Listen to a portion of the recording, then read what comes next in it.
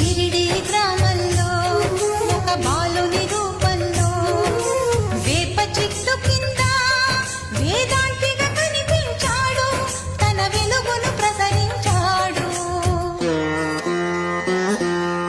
పగలూరే ధ్యానం పరమాత్మునిలో లీనం, పగలూరే ధ్యానం పరమాత్మునిలో లీనం.